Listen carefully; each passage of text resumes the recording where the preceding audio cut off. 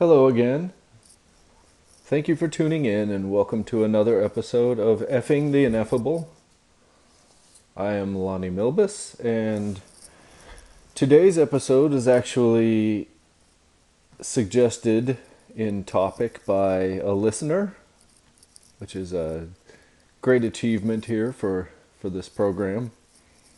This listener said that the previous episode on what makes magic work, how does magic work, would dovetail nicely into Enflame Thyself with Prayer, as is stated by Aleister Crowley, and I agree.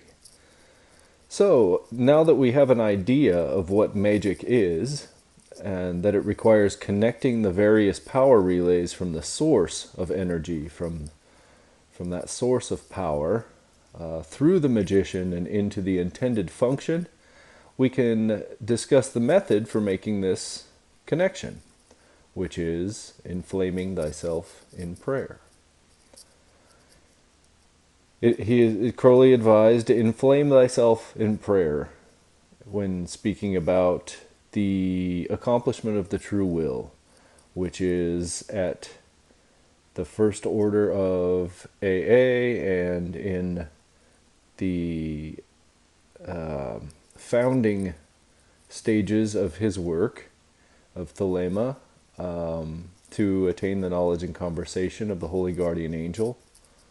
And inflaming thyself in prayer is effectively the only method by which I know to connect oneself with the source of magic and to get a magic that actually works without dumb luck or other things that are involved in not or in unconscious or unwilled intent. So in Crowley's Book of the Law, it is written that existence is pure joy.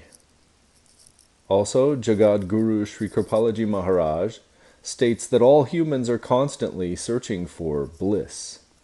Bliss and joy being essentially interchangeable terms for the purposes of this podcast. Joy and bliss are essentially pre-programmed into our humanness as our goal. It is our central drive. And from the Bhagavad Gita, and specifically Swami Mukundananda's translation of the Bhagavad Gita, bliss can be classified into 4 types. In yoga, they align with the 3 gunas. So the first kind of bliss is tamasic bliss, and it is the lowest.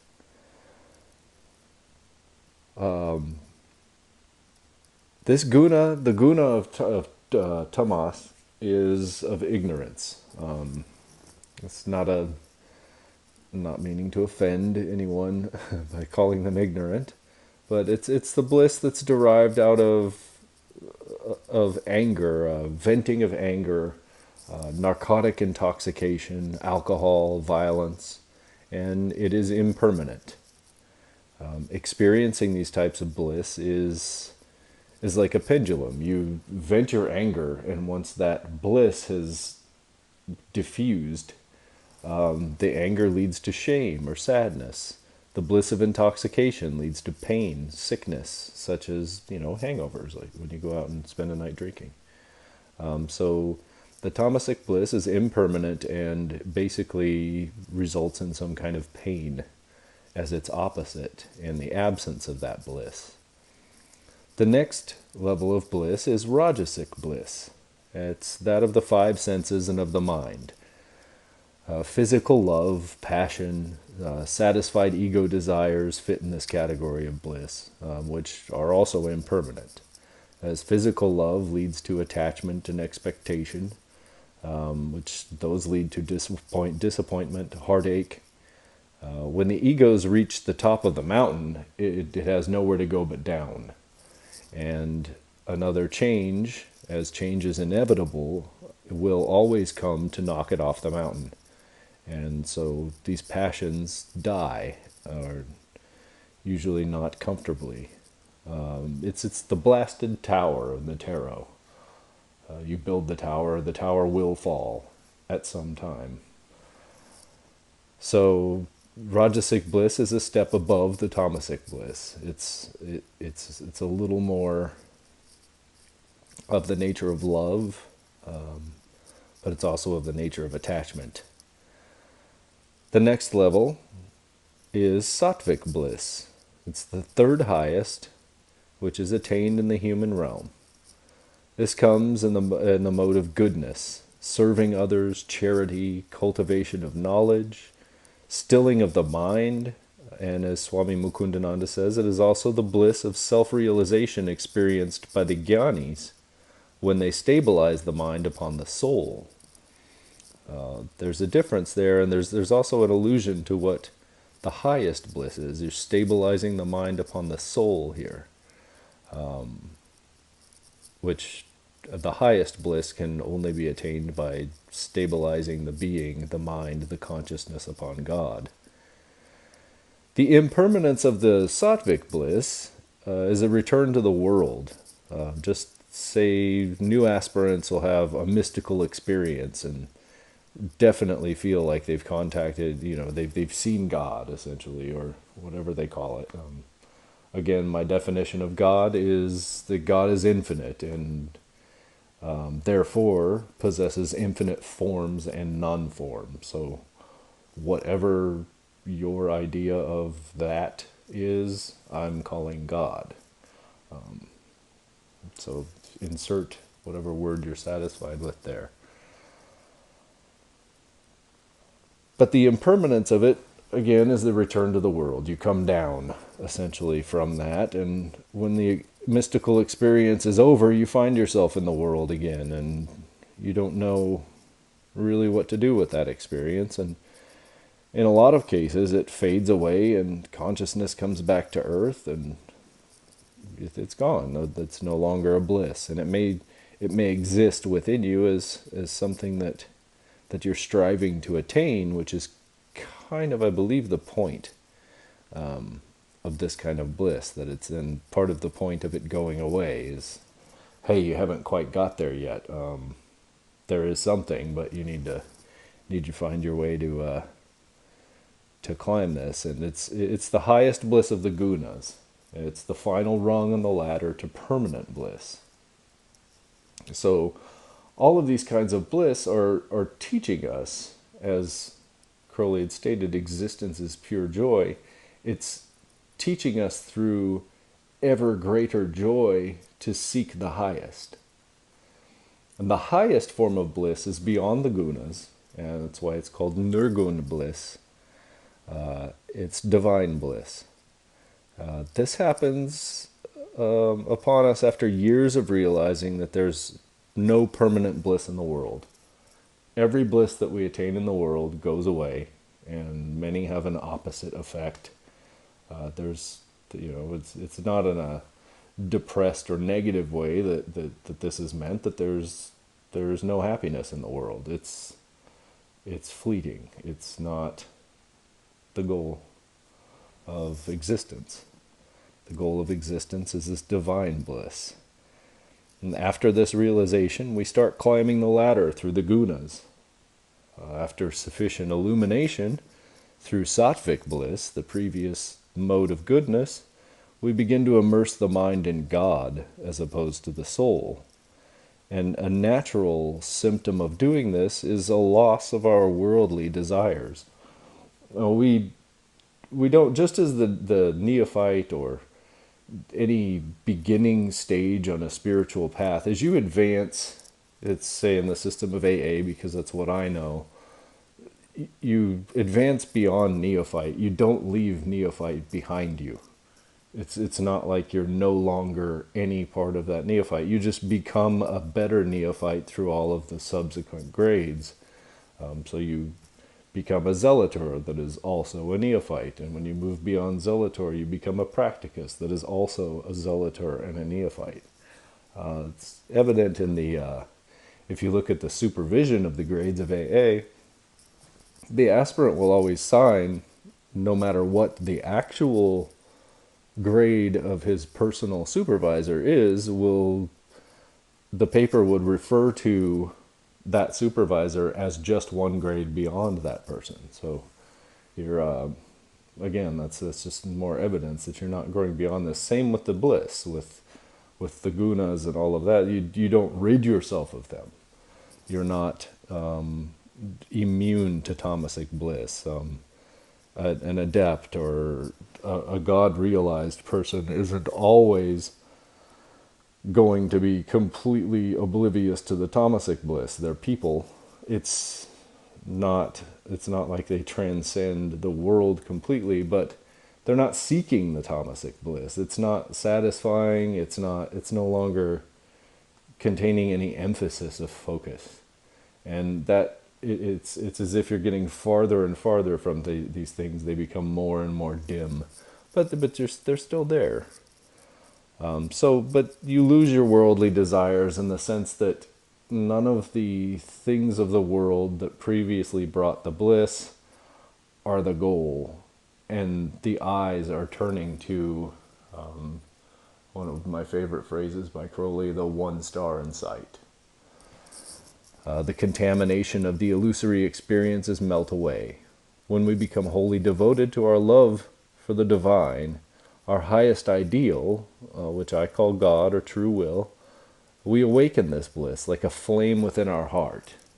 We're aspiring toward it, and there it's coming alive. It's like a courtship, and we become consumed by it. It becomes our focus.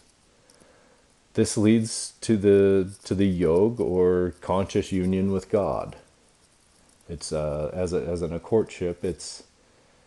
There's a point where it takes over. It consumes us. It becomes our focus. You can feel it physically when you're on. You feel an absence when you're not on, and it really it does bathe the mind and the aspirations in this bliss to the point that the love grows, probably eternally. Now, I call it a conscious union with God. We're never separate from God. We're born. If God is everything, how can we be apart from it? So that's not what's meant here. But we're not wholly conscious of this union all the time until we attain this, which is the apex of every spiritual system in this material realm. It's throughout history. It's the realized Christ within. It's the God-realized saint. It's the enlightenment of the Buddhists. It's in every spiritual system of which I am aware. It is the goal. It is the thing that's talked about as being the purpose for the system existing. The climbing of this ladder, elevating the quality of bliss within us, in order to constantly increase our attachment and realization of God, is what is meant by inflaming thyself in prayer. We take the mind off of the worldly things, we focus it onto the divine or the highest aspiration. It returns to worldly things, we gently bring it back to that goal. The more we do this, the more it becomes habit, the more that it builds within us, the higher our experiences of the higher blisses. And as I've illustrated before, it consumes us. Eventually, the courtship leads to a marriage, and it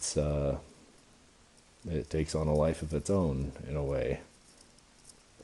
The first two levels of this bliss, of this ladder of bliss, which I'll call it, I suppose, it can be found in Crowley's Energized Enthusiasm.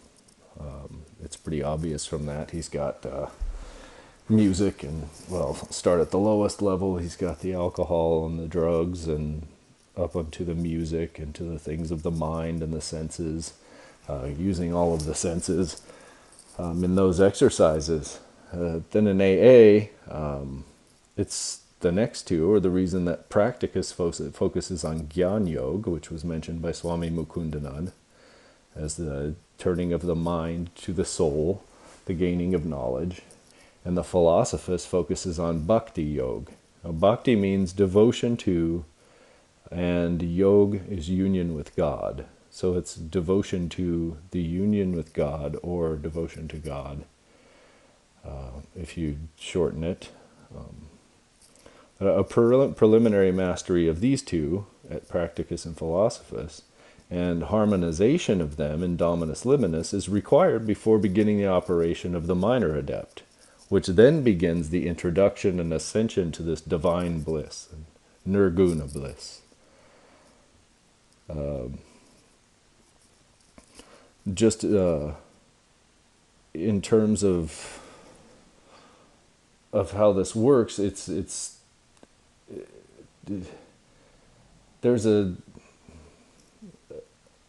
something that takes place, and it's a love, a bliss, something like that. But the reason that this grade is in Tefereth will become apparent to somebody who reaches this point. I think that's all I should probably say about that here. But in magical terms, the adept and then the master are the magicians of the highest quality, or power, because they have a better connection with the source.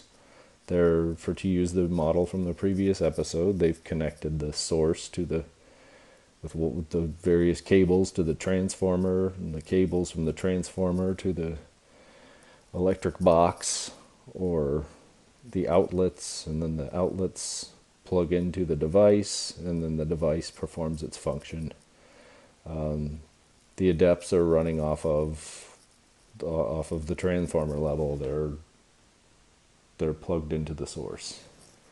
So it's because of this connection that they're the most powerful magicians. They're the most effective. They have the greater capacity for magical works. Magic can also work for those that are primarily in the tamasic and rajasic states of bliss, whether that's most of their focus. But it's often called low magic, and is unreliable, frankly, due to the selfish and material nature of the intent.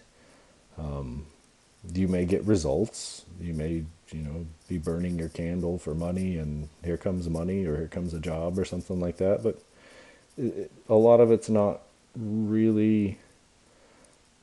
It's pretty hard to prove scientifically that these things are a direct result of anything done at that level, and they're typically inconsistent. They don't work 100% of the time, as the magic of an adept and a master should. The adepts should have established themselves sufficiently in the state of eternal prayer, this seeking after the highest, this devotion, that they see magic as a tool to grow in their love and devotion to God. So I've often said when talking to people about AA that the more magic I learn, the more I turn the wand upon myself, instead of, turning it upon worldly things and material things. Those who attain to union with God use the very potent magic in the service of God. So even if it's turned upon the world or upon material things, it's going to be with an intent to make it more possible, or to facilitate the growing of that love and devotion to God. And if anyone who reaches this state doesn't have that purpose, or they shift the mind away from the goal, the one star in sight, the highest aim, they will likely regress from the higher states of bliss. They'll lose that flame of prayer within, or the pure joy that you just feel, that just radiates from you, and fall from the path. And we call these black brothers. They're like husks cast along the side of the road. Just anybody who's contacted someone who's a self-proclaimed master who does these types of things knows what I'm talking about. Not that there's anything wrong with that. It's what some people do. Prayer itself, we have to talk about, because a lot of this work that I'm discussing here is the prayer itself. The prayer is the intent and the means to God realization.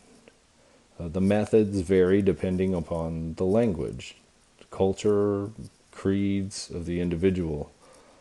But the art of prayer is one, as it is the manna of all that exists. It's prayer is what brings life. It's what makes the unmanifest manifest.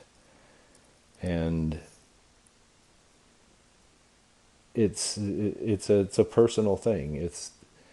That's Abramelin, or Abraham of Worms, writing to his son in the book of Abramelin, talks about that, how for the invocation of the holy guardian angel he could not write the prayer for his son. He says, by this time you don't need me to do that, and I couldn't do that for you, because this method is personal. This method is between you and that highest source, and it will teach you how to do it. So pretty much practice is how you do that. But all of these things have the intent, if you're working the path in this way, if you're constantly seeking the next higher level and the next higher level with your eyes at the top, you're going to learn and you're going to develop your own method of prayer. But the intent, the goal, the transcendence is what matters. It's a transcendental meditation. It's a good word for, I know that's a style of meditation that is a particular school, but it's a good description of what you're doing. You're seeking that transcendence, and that transcendence is the goal, and it doesn't really have an end. But there's only so much you can do as a human, and eventually we reach the state of the highest possible humanhood that we can in that, and I think that's all we can do. So I hope this has been helpful in understanding these concepts and kind of clarifying a little bit more as we move step by step through this path, on the path of return, of how magic applies, what it does, what it's for, where it comes from, and where it's going. So I hope you've enjoyed this episode. I hope that something can be found that's helpful to you to bring you more bliss, and may the light of divine bliss guide you to perfection in your prayer. Talk to you next time.